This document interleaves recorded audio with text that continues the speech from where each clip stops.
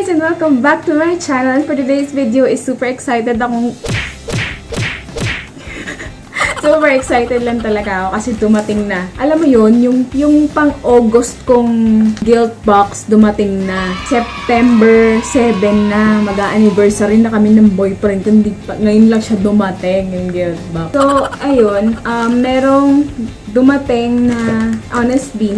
Honest Bee ata yung gamit nilang pang-deliver. So, ayan, Honest Bee. Merong flyer na binigay. So, ito siya. Nakapack pa. Sabay-sabay nating tignan. Sana maganda, girl. Sana maganda. Alam niya nga pala, guys. Nag-subscribe ako dito sa GILTBOX kasi naka 50% off yung yearly niya. So, yung dapat na 300 pesos per month, 150 lang. Sana hindi nila binawasan yung quality, diba?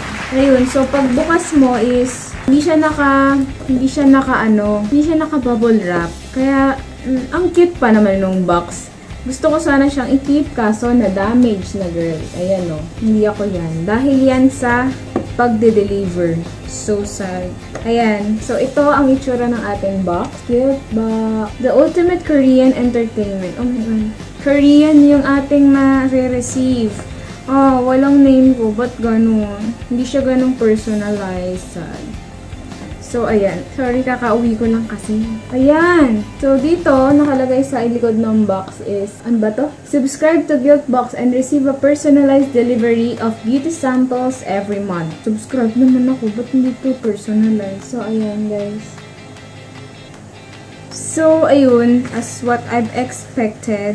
Kasi, pag nag-subscribe ka dito sa, GILTBOX, usually, meron ka makukuhang 1, 2, 3, and 4 products. Yun lang. Ito, meron tayong parang, ayun yung box nila. Creative. You are beautiful. Kasama siya sa box. So, yun.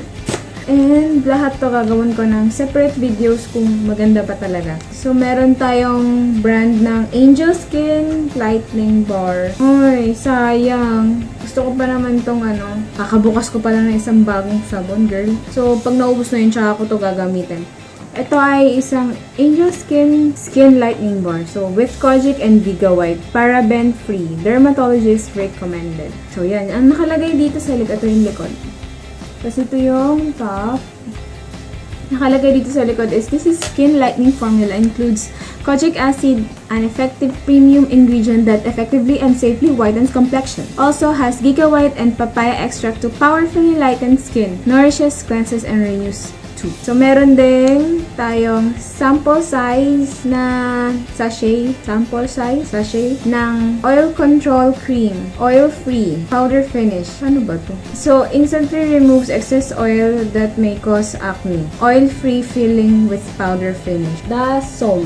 Hindi siya kilalang brand. I-research ko pa to and gagawin ko ng separate video kung maganda ba yung brand nila. And itong specific na product lang. Kasi ito lang naman talaga yung product na meron tayo sa kanila. Ito yung isa. Sachet din. Itong Muse.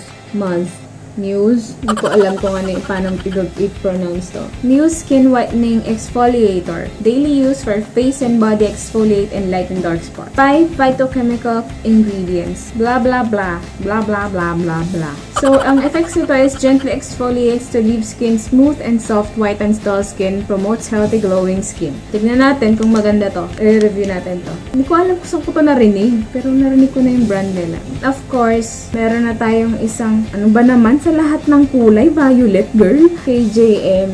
Ito yung bago atang packaging, yung mas slimmer, kasi yung dati marami na atang fake na ganun. So, ayan. Tsaka ang dami nang gumaya sa kanila. Violet. Bubuksan natin. Ito, hindi ko na bubuksan. Sa shade to, girl. Ano ka ba? Kapakita ko nga pala muna yung sa soap. Ayan. Orange siya. Ganun. Orange. Wala namang super, may tatak lang dun na angel something. Hindi nangingibabaw yung amoy ng papaya. Parang iba yung naabon ko. Pero hindi maato ito papaya. Hindi nga siya papaya. Kulit ko yun. Pag orange, papaya. So, ayan. Ito yung KJM. Buksan natin. Paano ko ito bubuksan? Higpit naman, girl. Galit kayo mag-seal. Grabe! So, yun. Bago na rin pala yung packaging nila. Chick Lip, KJM. All Natural Cosmetics. Actually, ngayon pala ako gagamit ng KJM. So, ayan na. medyo nag-upgrade sila. Hindi na yung usual. Unang swipe pa lang, lumabas na. Ayan siya, violet. Ayun, walang amoy, yes! Parang nagpula siya. Okay din pala. Teka lang. Wala namang nakalagay sa labi ko ngayon. Try natin. Pag ganyan ang pangit no?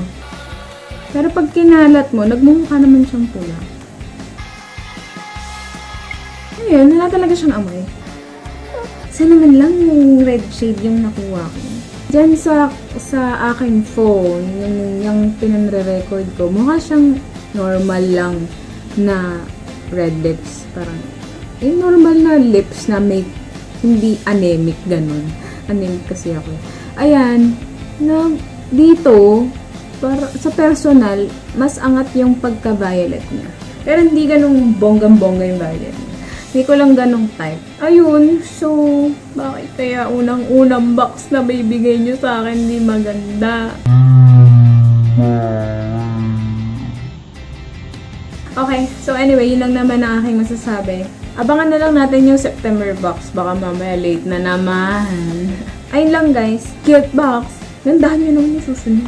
So, yun lang guys. If ever may gusto kong product na ipa-review or any video suggestion, please comment down below. Also, check my social media accounts in the description box below. And if you like this video, please hit the like button and please subscribe to my channel. So, see you in my next video.